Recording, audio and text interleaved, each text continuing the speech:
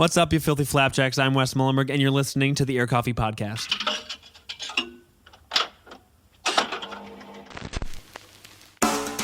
Today, I talked to Why Not. These three have proven to be some of the most talented musicians in the scene at the moment, and their dense, fiery music puts it on full display. Now, they're ready for a new era. With new single Ding Dong, the band changed up their sound yet again. We talk about the new music, the importance of guitar bands, what it means to even create, and Sonic Heroes. I've been wanting to interview Josh, Isaac, and Henry for a long time, so I'm excited for you to hear it. Without further ado, here's my interview with Why Not. You guys want to introduce yourselves in order? I'm Henry Breen. I play bass and I sing a little bit. I'm Isaac. I play guitar. And I'm Josh, and I play the drums. He sings the entire time. It's just more a little bit. Yeah, I guess. So this is kind of an interesting interview for us. It's not every day that we actually get to talk to someone who's done interviews before. So we can kind of scoot around the backstory, like, oh, how did you guys meet? What's the band name? Because I'm sure it's interesting, and you guys have probably told it enough times that it's kind of locked in.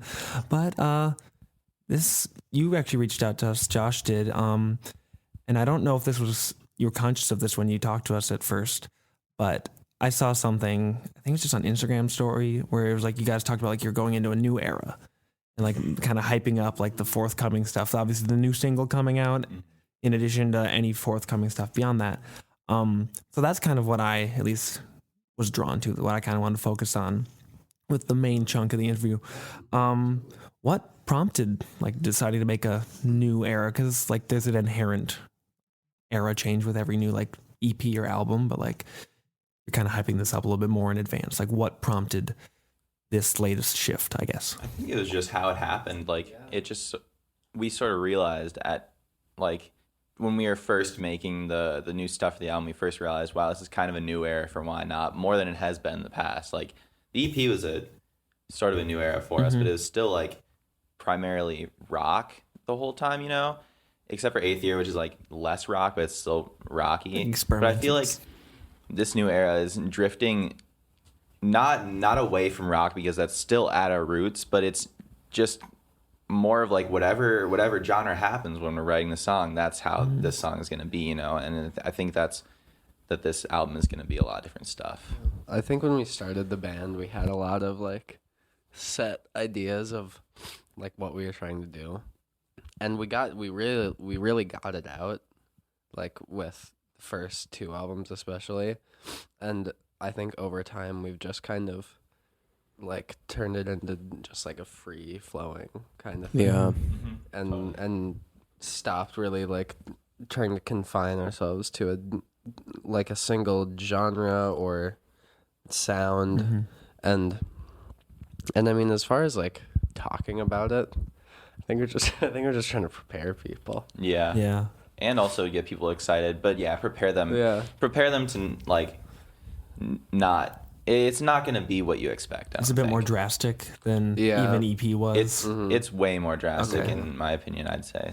It's not like it's pretty song driven though. It's like it's not just like weird sounds. Don't worry. Just bleeps and bloops and would you say it's kind of a more synthetic direction? There are elements of that on prior releases, but with Ding Dong, if I can say that's the latest song, that kind of struck me with like a lot of how almost like not androidy, but like very synthetic, very non-human in a lot of ways, and like it still had the core. But is that kind of the overall direction, or is that just that one song? How that is? I'd say it's an overall direction with a certain amount of songs on the album, you know? Yeah. Like, I wouldn't say it's the overall direction of the whole album, because there are still songs that are, like, drums, bass, and guitar, and that's primary. Yeah, and that's but there is a good chunk of the album so far that is a little bit more synthetic for, like, electronic drums and stuff. Were you guys working with Caleb on this? Yeah. I didn't see any confirmation, but I saw someone like that in this. There's some of his hallmarks on like Ding Dong. Have you guys worked with him before? Like EP. Did he work on EP? He did the whole EP. He did the whole EP. Okay. We recorded it at the Hideaway in Minneapolis, and then after that, like we kind of just sat on it for a little bit, and then We did it during the summer, and then once like January started, we were like, okay, we gotta mix this thing. Yeah. And then we just took it to Caleb, and like we would meet every Saturday and just like all work on the post-production mixing stuff together. And that was kind of how we like really started to get into it with him. Yeah. And like, especially because he knows, I think he knows kind of exactly what we're going for. Because I mean, like he came to our first show. Yeah. He's seen us go through a ton of transformations and like watched since the beginning. And so I think it just made the most sense to continue doing every single thing with him. I think what's also interesting about like working with Caleb is that he knew what we wanted to do with the band, but he also knew how to take us in a new direction that we weren't necessarily comfortable going in before, and like easing us into that. And I think the EP was kind of easing us into the more synthetic-ish, like more post-production type of music. And now like we're all totally comfortable with leaning really far into that type of sound. And you guys recorded everything for the new stuff with him, or is he just mixing? And drums at the Pearl with Zach Hollander. Love Zach Holland. Yeah. Has it been different actually like recording with him than just kind of like mixing and mastering? And like that's kind of what's led to the... we've been doing everything at his house. Since the summer, and that's a very small room in his basement. A very, very small room. With Bessie. Just kind of demoing everything out, and then we're, gonna work through everything else. Yeah. It's given us a taste of what it's like to go into the studio, not with like a whole song just to record, but going in there and writing in the studio. Because that's primarily what we've been doing, I'd say, recently. Yeah. Yeah. If EP kind of brought more post-production into you guys' sound, obviously you kind of touched on this, especially with Eighth Year. Is this even further in that direction, kind of overall? And that's kind of what you were getting at with like moving away from rock almost. I don't know about post-production. I would say that definitely was heavy on post-production. I think now we're just doing what was in post-production as we write the song. Yeah. If that makes sense. Like I would say it's just more production produced. It's more like Caleb has had more of a like say and impact on the actual songwriting and direction. Yeah. Whereas we just had these songs, and he like, I'm gonna put my little spin on them, which was cool. And now we're just kind of taking that a step further. At this point, it's kind of like another band member for this cycle, at least. He's your George Martin for this album. Yeah. That's what it feels like right now. Yeah. Why did you guys? It sounds pretty conscious. Why go in this direction? Was it like, were you just kind of feeling like I just felt safe, and you're like, okay, we don't want to break out of that, because that's a very understandable feeling? Or like, what informed you guys' decision to kind of break out of whatever the most recent mold of Why Not is? I don't think it was that calculated, really. I think it's it was definitely conscious to like want to try some new stuff, but like we also like, this is gonna be like our first album that I feel like is going to be a really big statement for us. And just in like an artistic statement. I mean, we had Spring Cleaning and Friends, and those albums were primarily made to just get our music out there. Yeah. And like we like them and all, but this is really like the first album that's like a statement for us. Yeah. And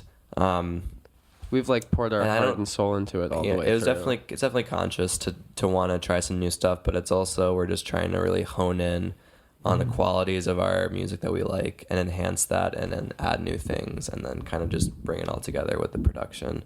And I mean, really the way some of these songs have been written is we just come in with like maybe one riff idea, record it with Caleb, and then we just kind of spend 3 hours or so making a quick demo, and then coming back.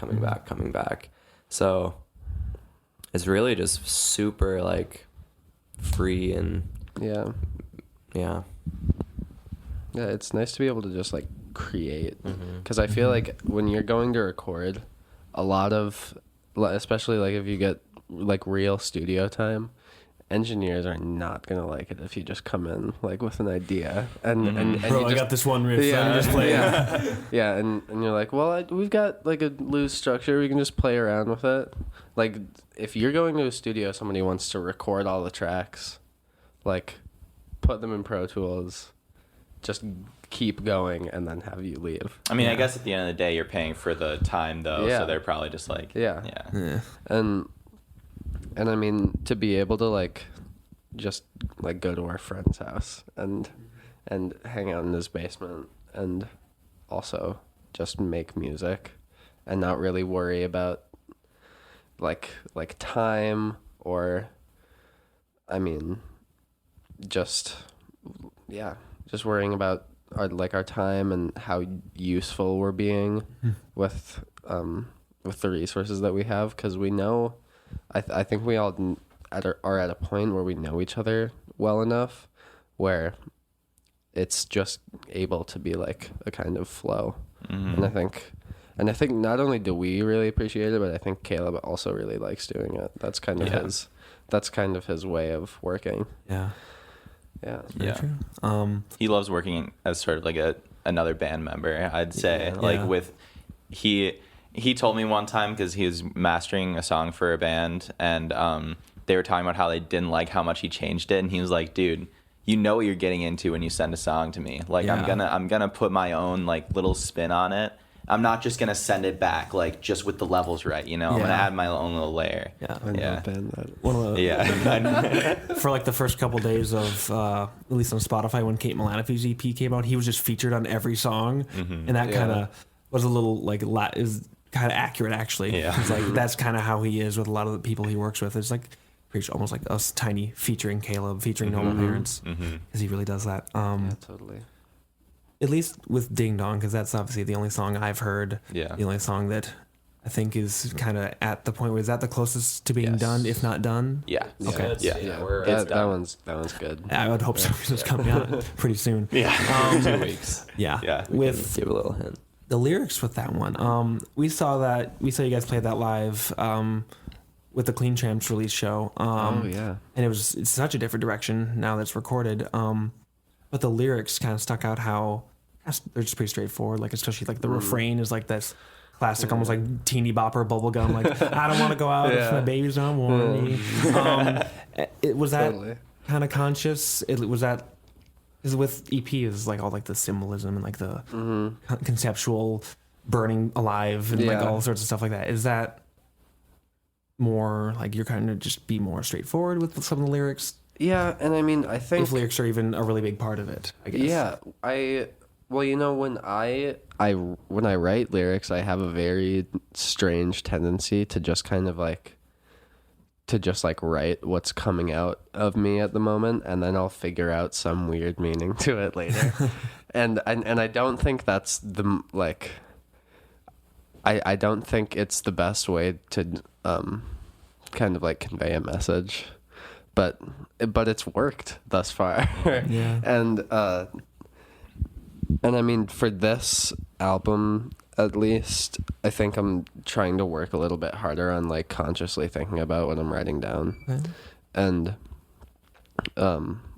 Ding Dong was almost like a fusion of the two kind of Yeah. like the two kind of working methods. So there are a lot of parts of it that that I feel like I'm like really just trying to convey a message of like love and like caring for people, because I think that's just like a very important part of most of our lives. And it's like sacrificing your time and stuff like that. Yeah, and as far as the rest of it, I'm still kind of figuring Still it finding out. the meaning. Still finding the meaning. Yeah, and people will take their own meaning anyways. Yeah, and Yes. that's honestly what I like the most about it, is because I'll write something kind of detached from it and then end up connecting it to my own Yeah. life, and I feel Instead like of, it's adding the genius annotations to every single line. Yeah, like, yeah, Here's what I totally. meant. Here's where I was. totally, and so I think kind of like what made me feel a little bit better about doing it is realizing that like other people can apply apply it to their own life in whichever meaning they want, which is really sick. Like that guy in Sound Opinions, when he talked about Ready for the World, he was like, "Oh, the song's like about climate change and like all this stuff." And we were like, "Yeah, I guess sure, it's- Sure, yeah. dude. that works." Well, all the proceeds are going to like the environment. That's funny. And that's just like that's the cool thing about music in general is that literally every song has a different meaning to some degree to someone, you know? Yeah. And like you really just whatever that song means to you is what it means. And then that's valid, that's correct because it was made for people to listen to and apply their own emotions to, Yeah. you know. Earlier you said that this is a very song-based album and you're really focusing on making the songs just kind of fleshing them out instead of like riffs and I guess like having cool energetic like Totally. breakdowns and whatnot.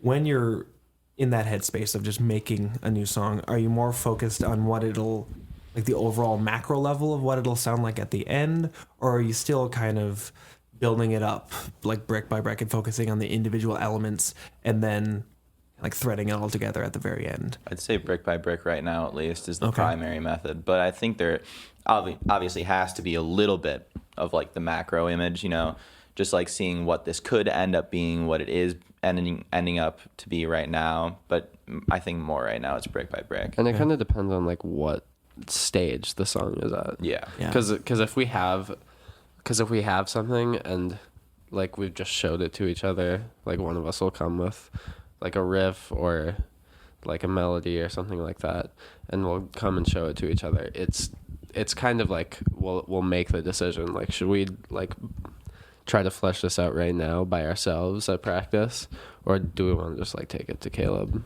And we've done both. Yeah, and we've done Yeah. both, and it always proves successful. And I also think that using different methods of writing, especially like collectively, makes for a much more like prolific environment. Because I don't think anybody ever gets like, I don't think anybody's ideas are ever exhausted, because we have 3, sometimes 4 people just always putting in something. Mm-hmm. When you kind of, I guess, going off of that, when you finish the song, do you still view it like as like each individual part, or do you view it like just as the sum of its parts? Because I know sometimes you can get attached to like certain parts of songs, like, oh, I remember when I came up with that, I really like playing that live, or I like hearing it in the studio. Or is it like, okay, I'm really proud of this whole song you've made? It sounds like kind of the latter, what you guys are saying, where it's Yeah. you I view it would as say a the song. latter. I think I think we're striving for it. I think Yeah. we're striving for the latter, because it's been like being proud of like certain parts of a song, and like liking it for that reason. And I think like we've just kind of had enough of that, and we're ready to kind of like produce something like more satisfactory as on a large scale. Yeah, and it can really be both, I think. I mean, I don't see us as a band that's ever going to, like, take 3 chords and write a vocal melody over it and just, like, thrash it out. Like, Yeah. and there's nothing wrong with that, but I think we're always trying to, like, showcase our own style of playing with each song, and, like... And each individual style, And too. intricacies in our playing is just part of our sound. I mean, I think whatever you listen to from us, there's gonna be intricacies in the playing. It's not just gonna be like power chords. I mean, and it I started think- as math rock, like that. Yeah, Come on. And it started as math rock, and math punk, whatever. Yeah. Genre's useless. yeah, it really is. Yeah.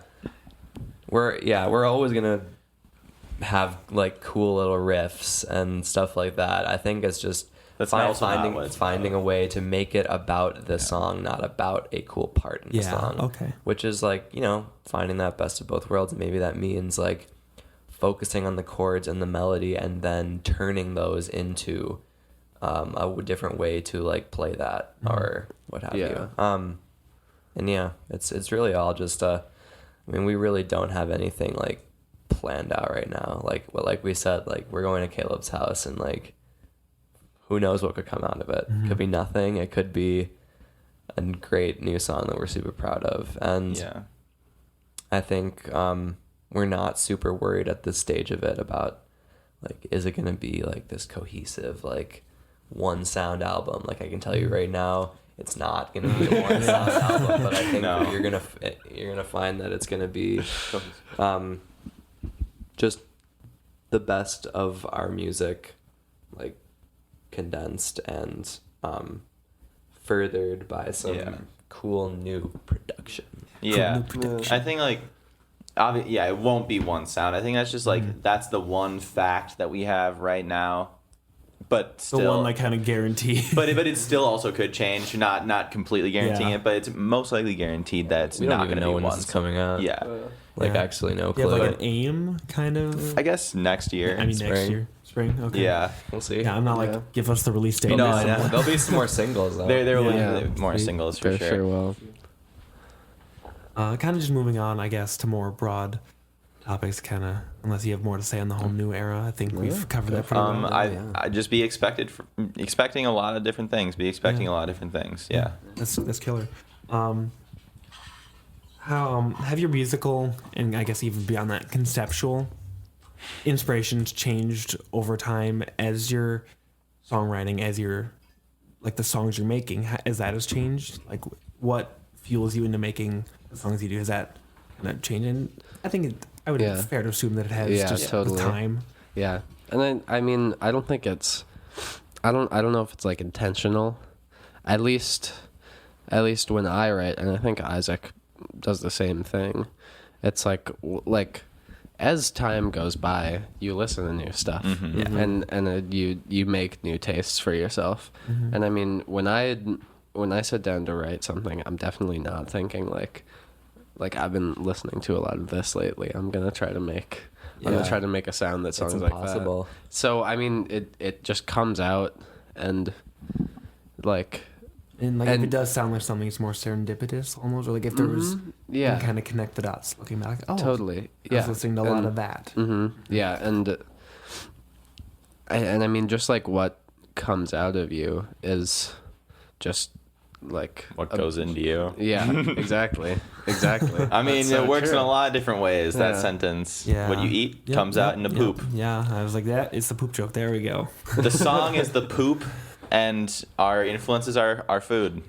So, something that I've noticed over time is Henry has like a crap ton of side projects. Like Yeah. you have Scout Milk. You were the only one that wasn't there when I talked to the band last year, 2 years ago. It was last year. It feels like forever.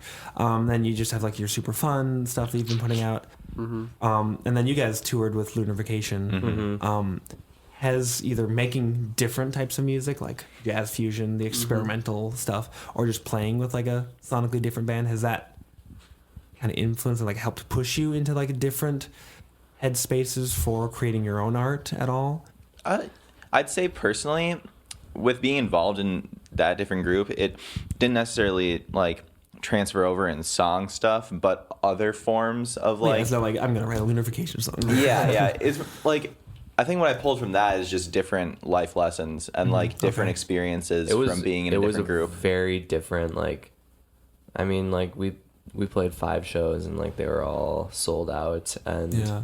we were like playing in New York and stuff, and it was really like just kind of a weird feeling. And it was super cool, and I'm super grateful for the experience, and it really just, if anything, just like gave me a lot of energy to put towards Okay. our Yeah. projects. It gave us a lot of excitement for Why Not. Yeah. Yeah, and I mean, as far as like doing a lot of other stuff goes, I think it really just helps me kind of like I'm really into the idea of like having all this experience but being able to switch codes really easily. And I think that also like we were talking about influences earlier, that really bleeds in. Just being able to have all of that different Yeah. like experience and I mean like knowledge about different kinds of music. really kind of like, because I like to think of this band as kind of my main thing. Yeah.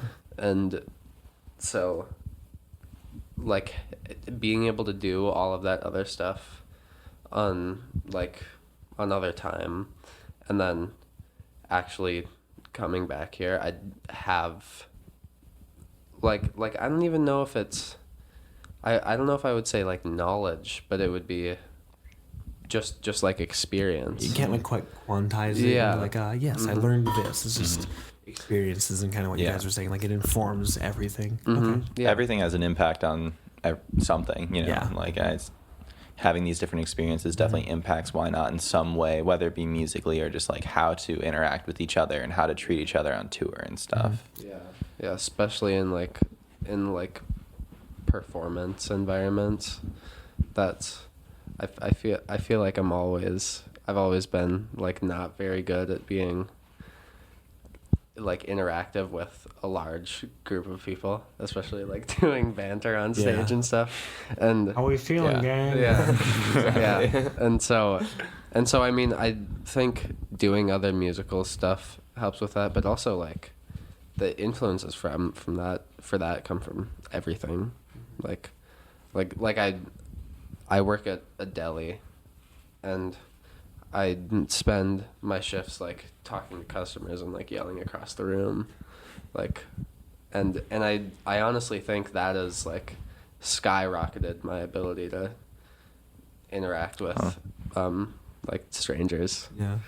And I think that's also like a super cool. important ability to have. You got a deli album coming out. Yeah. Yeah, this next album is Deli. next era Not of the grocery Why store Not. deli. Yeah, it's deli era.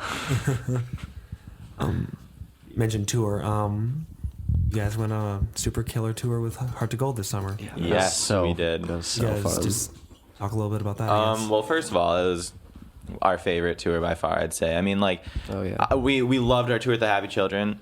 That was a great time. Yeah. This, we got so close to the people in Heart to Gold, and now we're just like good buds, and it was just a fun time the whole way through. Not to say our other tours weren't, but this one was just like It was exceptionally so. Attitudes were just perfect. Like, yeah, nobody ever it got was like easy. low. It was like It was sweet. really just fun. Just Yeah. like, Oh no, there's that. Yeah. who could be calling at this hour? Yeah. But I also IRS. think, just like in terms of the shows that we did, I had some of the most fun. Yeah. There were some great shows. Yeah. There's a and- good amount of consistency between shows, too. So, Yeah. you know, like usually we'll tour and it'll be like, oh, good show, oh, terrible show, Yeah. terrible show, terrible show. show. I mean, Not they're to all say that they're there all, weren't they're all some good in terrible their own shows. way. Yeah. Yeah. But this was a pretty like, I don't know if it was just overall attitudes also, but it was Yeah, it was fun. solid. It was fun. That's also a testament to just like how your attitude totally 100,000 million % plays into how the tour it ends up being. You have to be positive on tour, and if you're negative, you're going to ruin it for other people. And I think that's one thing we learned through different things, but like you just have to be positive, and Heart to Gold and us were just positive the whole time, and it ended up being like one of my favorite periods of my life so far. Touring is just gonna be exhausting. Yeah. I mean, I So you think no gotta matter find a way what to you make it do, good. so you gotta find a way to make it work. And it was definitely just a great time. Yeah. Yeah.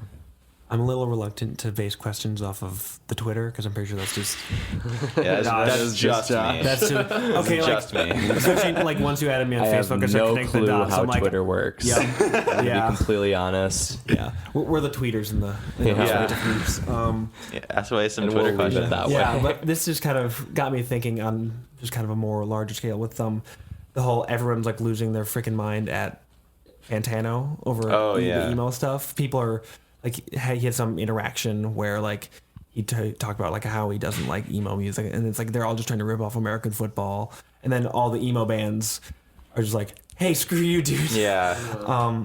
But taking just a little bit away from that, what is the importance, whether to you or just in general, of emo and kind of punk music? Because it's certainly will always have its place. Yeah. But it not necessarily in the mainstream, and people just view it with kind of a reductive eye. And you guys aren't emo or anything like No. that, but like, and you're doing way beyond Influenced. that. You're influenced by that, yeah. So you're working in a scope beyond that. Yeah. So that's kind of an interesting angle. Why I wanted to ask you guys, what do you think the importance of either like the core sound or like what you guys are doing? What do you think the importance of that is, just on a larger level? I mean, I'd start off by saying that emo is one of the most important genres to me and just like to music in general. And I feel like people don't realize that a lot because of the stigma around it. But like, you look at American football and you have like one of the most influential emo albums of all time with their first album.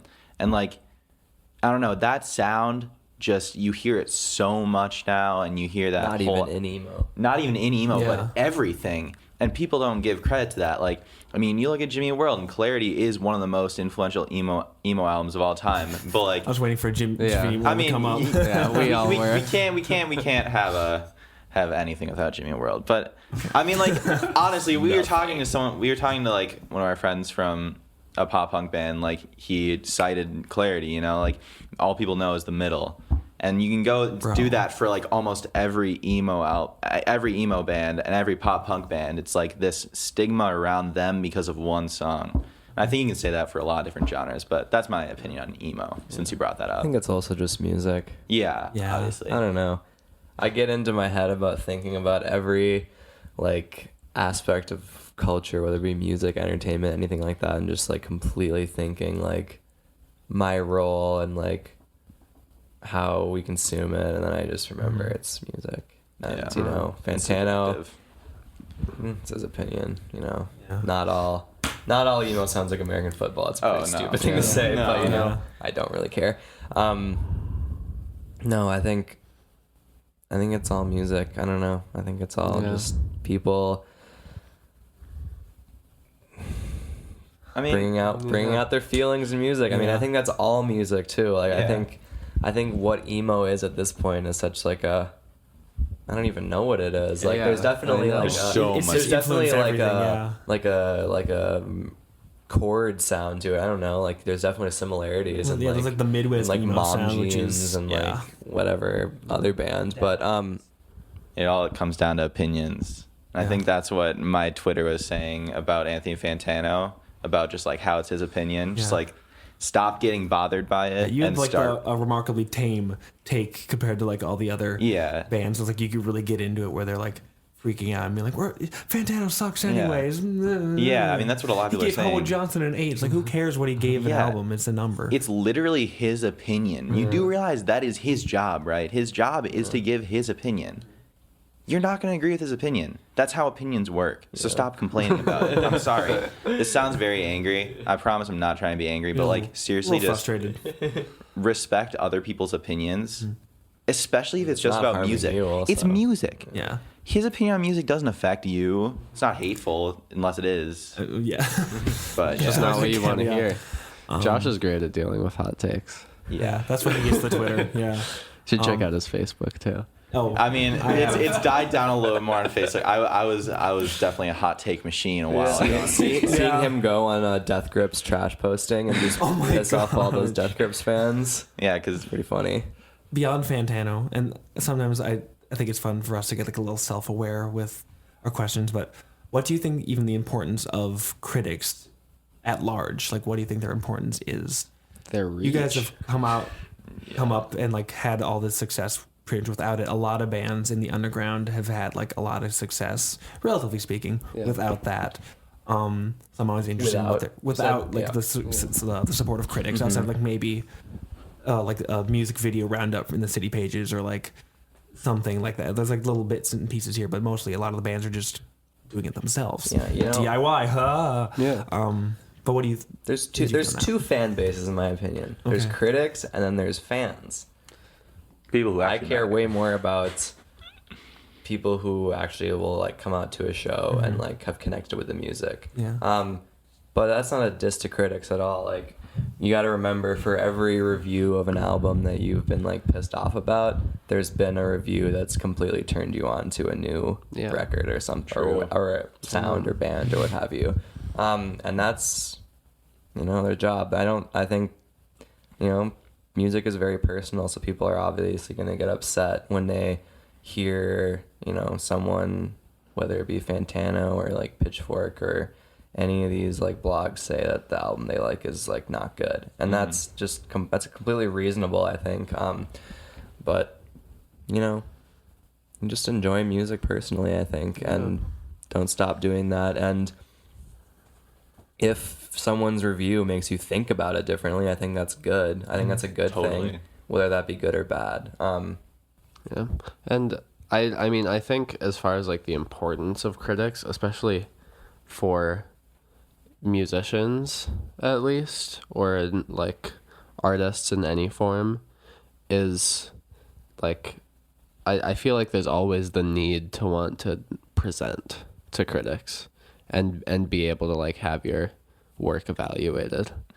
And I mean, as far as like critics more on like a mainstream level go, like Anthony Fantano or Pitchfork or I don't know, other like online blogs. I mean, even you guys, it's a lot of artists just see it as like good or bad, a way to get their stuff out there a little bit more and have some people like find them. The importance of critics and stuff is there's way less important now. Before, they served a very big purpose. They told you what's good. They told people like what to listen to, and that was like Spotify. And that was people's gateway to certain bands, is like getting that magazine and being like, oh, this album's good. But now with the internet, we don't need that, and I think we've kind of seen that firsthand with all these bands getting big without anything from press. And I mean, even Hippocampus, dude, they don't get many reviews on their albums, but they're huge. They haven't got like any Hippocampus reviews. album review, you'd be hard pressed to find like a total of 5, I think. But that's because not that it's bad. That's just we did one of them. That's like what I was saying. Like, there's critics and then there's fans, and I think all of us are critics in some ways. Some are paid like to do so. Who necessarily cares if they don't have all these like reviews of the music? They'll bring like 1,000+ people to a show in Europe. So Since you guys came up without like traditional media support, whether that's blogs, radio stations, promoters, just anything really, and you've reached like where you're at, where you're probably can like, you could fill the entry, you can fill where are you guys at for your fall kickoff, Fallout, and you're just really doing well with that. Has the fact that you came up without the support of really any like the external, whether they're for sure external, like friends, family, fans, that's the 3 Fs. That's like obviously very important, but like the outside people, since you came up without them, has that influenced your perspective of the scene at large and of those respective entities? Ooh. Well, I think when we were starting it, I mean, like, it didn't really even cross our mind. It was just like we were kind of in a spot where we were like, we're making music. Like, we've seen a couple local bands play. It's really inspiring. We want to do some stuff. And I think once you grow into more of like a position of like you said, being able to like fill a room, you start thinking about things in a broader sense and thinking like, what is like what's the future going to be like if we keep playing shows. And I think generally what you have to realize is that like you are going to want to strive to be like noticed by like media in some form, because that is, it's, I mean, now it's everything. It looks good. When you say you got a blog post, it looks good, even if it doesn't give you anything really. It looks good. Yeah. And I mean, I'm not upset by that. It's just kind of the way that the music industry works now. I think it really comes down to just the music you make and playing. I mean, you can try so hard to get a blog post or to like contact some person who's gonna like do something for you. Like really, the hard work. I think hard work is shown a lot in just like playing and touring and really in the consistency of releasing music and showing that you're not like haven't stopped. It's like I was talking to Grant from Heart to Gold and he was like, he was like, you know, like contacting all these labels and stuff. Like when a band contacts a label, it's like this weird thing where they see you as a client, not as like someone they want to like really get and like do a lot for. So I think it's like you can do all that and probably nothing will happen, and you just have to keep working in other ways and finding and getting them to notice you really just comes in like playing a lot and finding the connections and just making new friends in other cities and just like keep going and having fun and like really gotta have the music in the front part of your brain. At the current moment, what do each of you want to get out of the band? Because Henry, you're still in high school? Yes. One more year? Yeah, I'm in my senior year right now. Okay. So this might be a little different for you. That was like a he's still in high school. putting me on the spot, Wes. Yeah. But what do each of you want to get out of the band? Is it more immediate? Is it long term? Do you want to end up being a band for like 20 years, like with Motion City Soundtrack, or like one of those longer running bands? You know, I'm not thinking that far ahead, but I'm thinking like I want to be able to get to a point where I can do music as a career. Yeah. And I think to do it with this band would be really fun and would present challenges, but you know, everything presents challenges. It's true. I think, you know, two best friends right here definitely want to like make a path that's larger than the local scene. Yeah. And I don't want to like think too, part of me doesn't want to think too like specifically because Keep it open I want to Yeah. see what happens mostly. Personally, my one thing that would be really good for me is like being able to make this something that's bringing in income, so I don't have to have a side job, so I can give my family and my friends, my social life, along with the band, all of my attention without having to go. I mean, like obviously that would be a crazy privilege, and I'm not saying that's my only goal, but I'd say that's once I get to that point, then I can start being like, I don't know. It'd just be nice to like have Being all able this to time to like devote Cool. your full time Yeah. to something you love is like I think that's everyone's goal. Yeah. Yeah. It doesn't even come down to money. I mean, like, No. of course money plays a role, but it's like Yeah, that's just we you're live in a just society. gonna do what you want to do. Yeah. Yeah. I want to give the people I love some more love, and I want to give this band some more love too, without Yeah. anything else, you know. Mm-hmm. Totally. I think what I'm kind of striving for right now in short term, just to like have fun. Yeah. That's true, too. Like keep playing shows and just like connect with people, because that's what I love most about like playing shows and making music, That's true. is that there are so many different ranges of experiences that you can have, and you can meet so many cool people. And so I mean that for one, and then in like a more macro sense, like what you guys were saying, just being able to hopefully get to a point where like music can be a career or like the main focus of everything. And not to say that it isn't right now, but Sometimes it can't be, Yes, unfortunately. yeah, sometimes It's when just you're in the way school. things are when you're in school, Yeah, when you yeah. have a job. Yeah. And you have to find ways to make it be like the first thing, but Mhm. Has that changed for each of you? Like, what even since like last year when EP came out, but like especially when you first started putting out music, first started playing shows around the area, has your perspective like in what you want changed to like where you're at now? Totally. For sure. I mean, it started out as just something we wanted to do for fun, and we didn't think about it too hard. And then Yeah. as it grew, we just realized, this is like people connect with this. more and more people are coming out, seem to have something that might be like a little bit special. And then I think the fun has always stayed, but what has come is just a greater sense of drive towards it, and just being as professional as you can while we're still just a DIY band, you know, like no band ever really anyone can contact us and we're gonna respond, you know, but still treating it like the way if you treat it professionally, that's like a step up in and of itself. So I think that's really all that's changed. For me. If you see the band with the fun, you see the fun band, and you also see it as like this business that you have to build and like a huge responsibility.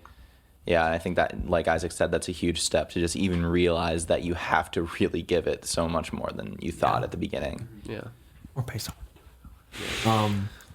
Outside of music, this is the last kind of big serious question. Outside of music, what inspires each of you to, whether it's to create, just to keep on keeping on, as the kids say? I think just like seeing other people create, and like seeing what other people can do really inspires me, just generally. Actually, it's producing for you. That's yeah, and I mean like doing like audio work, producing, like seeing other people play, and I go to the school that I go to right now is a performing arts high school, and like being in the jazz band there, like I play with so many other people that are so like exemplary at what they do. Yeah, man. And I think and just being able to like see that on a daily basis really, along with like it really doesn't matter if it's music or like theater or any kind of thing, just like seeing people do what they like to do is all the inspiration I could ever need. And I mean, if it's really cool and it really appeals to me, even better. Yeah. I'd say friends and family, and being able to hang out with people and keep myself grounded in that way, as well as the band. You know, like keep my social life, see the people I love all the time. That really inspires me. Just like, I don't know, keep living life how I want to, and just like loving people and having that love and having that support. I think that's what really inspires me. I mean, you said outside of music, but I think just the greater Twin Cities and like everyone in this so-called scene, you know, whenever like something's announced of another cool band of what they're doing, like you just feel so many things. You're like, you're excited. You're like, oh, damn, like that is super cool. And it's like there's a lot of friendly competition, I would say, which definitely inspires me. And outside of music, you know, I make all the posters and stuff for the band and shirts and all that. So I'm definitely like inspired by a lot of stuff and like the visual world and just like outside and just, I don't know, there's inspiration everywhere. Mm-hmm.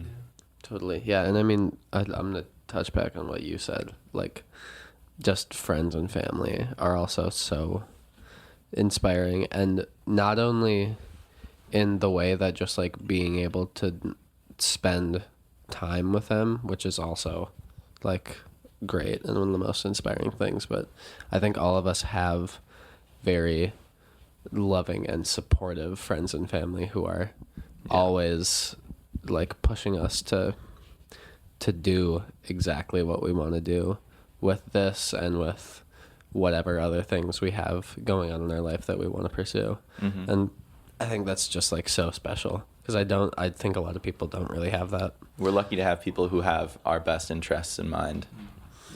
That was the last legit question, and the last two are I ask pretty much every band I interview just because I think it's interesting. But good deal. What is your local dream collab? Like, if you had an artist, and it I will say this, it could be Caleb because you are currently working with him, but if it'd be cool if it wasn't. No, we'll leave him out of this one. Yeah, Like if you could work with any artist, whether they're in the scene now, whether it's like freaking Prince, I don't care, anywhere on that, like what local artist would you want to work Alan with? Sparhawk would be pretty freaking Yeah. dope. Oh, To dope. do that once. Yeah, BJ Burton. Yeah. I mean, he's kind of the goat. Yeah. I'm gonna say, I mean, this is not super local, but Justin Vernon. Yeah. I Yeah, mean, that seeing would- that we'll show count was that. completely. was He's life-changing. pretty integral role in Yeah. Minnesota, I would say. But that was just unreal. Mhm. Kind of in more of like a local band kind of spectrum. I've always been like really way into and kind of blown away by everything that Michaela Stein does. Yep. Yeah. She's such a good musician and person. Songwriter. She's an amazing songwriter. Yeah. Yeah, I would love to just do something with her in one way or another. I'd say another, like an up and coming person in music, like Jake Lupin. He's been doing some production with Yeah. Caleb and like working He on the played Samia like, a couple stuff. of the records, yeah. Yeah, and I think that'd be really cool to work with him at some point. Just like I really want to work with people who are outside our like primary rock genre, you know, get their Yeah. influences in there. Like you said, Justin Vernon, like Alan Sparhawk would be also really cool, and like all these different things. I think it'd just be really cool to have as many different types of music implemented into our like family of, you know, of some sort. What is your favorite recent, or what are your favorite recent like albums or songs, whether they're local or otherwise? Every time somebody asks us, Yeah. I have to go on my Spotify. Yeah, everyone does this. No shame. Let's see here. Yeah, let's see here. And you can't say knocked loose Right, I hit it. Okay. or Jamie Eat World. Okay. Oh. You just put your phone down. Okay, I'm leaving the I'm interview. done. Yeah, I already know. I had to take one glance. I've been so deep into the new Brittany Howard album, Oh Jamie. my gosh. Have you been listening to it? I haven't listened to the full thing, but It I've heard a is- bunch of the singles. It is unbelievably good. Her band is it's the bass player from Alabama Yeah, Shakes and Robert Glasper. yeah, Robert Glasper is playing keys and Nate Smith on drums, and I mean she's just like an unbelievable performer and such a good songwriter. Yeah, that honestly might be one of my albums of the year. It's so You good. get one thing from the interview. Stream Jamie by Yeah, Brittany Howard stream right now. Jamie. I've been listening to the new Lana Del Rey album, and Hell that's yeah. really, really good. I don't think I had listened to Lana Del Rey since like 2012. I love, neither, yeah. I love And Born I, to I Die. took a 4-album break, and now this is really good. Back in full, yeah. Yeah.